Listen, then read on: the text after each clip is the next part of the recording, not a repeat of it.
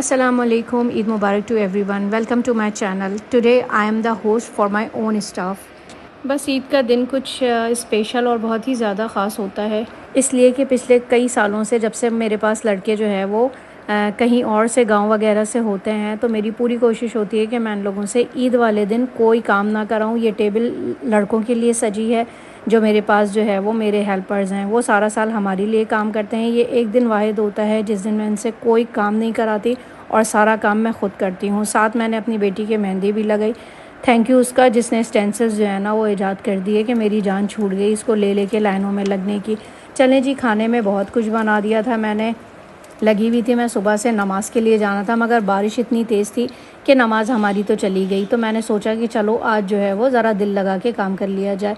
यहाँ पे बन रहा है दम वाला कीमा। दूसरी तरफ मैंने ऑमलेट बनाया था।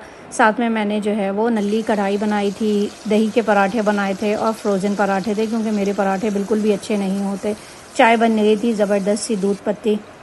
ये वो वाहिद दिन होता है जिस दिन मैं सोचती हूँ कि ये लड़के घर वालों से दूर होके ये ना सोचें या अपने घर वालों को मिस ना करें कि अगर अम्मी होती तो इनको बिठा के खिलाती हैं, इनकी बहनें होती तो इनको बिठा के खिलाती, इन्हें काम ना करना पड़ता। बस ये वही दिन होता है। और किचन का हाल देखें, मुझे सोच सोच के इख्तिलाज हो रहा था कि ये इतनी लंबी बाज़ार भी जो है ना वो मुझे ख़ुद ही समेटनी और धोनी है। लेकिन खैर है, मैंने सोचा चलो अच्छी बात है। फिर हमने ये किचन भी चमका दिया था सारा नाश्ते के बाद।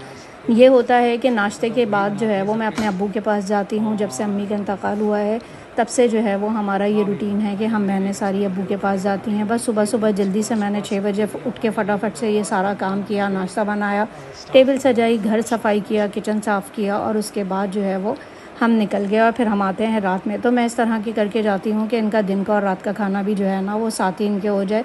कोई छुट्टी पे चला जाए, एक लड़का रहे कि ये अपनी आराम से एंजॉय करें। शीर खुरमा बना दिया था मीठे में मैंने, चाय रेडी थी, बस नाश्ता पूरा हमारा तैयार था। मैंने ये चीज़ अपनी अम्मी के अंदर देखी, जबकि हमारे यहाँ काम करने वाली जो मेड थी वो क्रिश्चियन थी, मगर अम्मी उसका इतना ख्याल रखती थी ईद वाले दिन भी।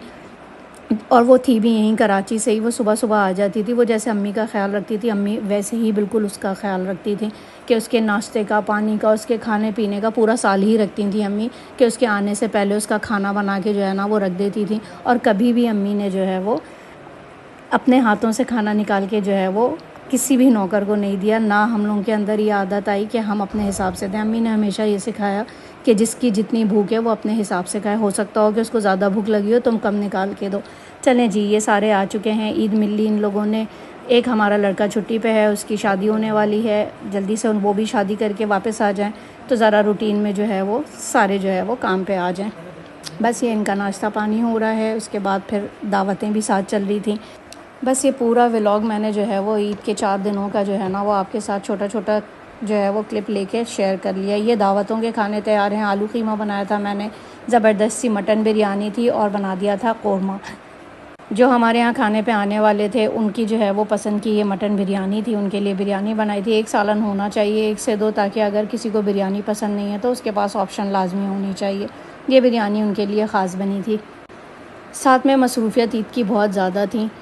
पहले दिन जो है वो मैं बिज़ी होती हूँ, अपने अब्बू के पास होती हूँ, फिर मैं ससुराल चली जाती हूँ। उसके बाद सेकंड डे हमारे यहाँ आना जाना होता है, कोई फ्रेंड आ जाए, कोई दावतें हों, मेरी अपनी फ्रेंड आ जाती हैं।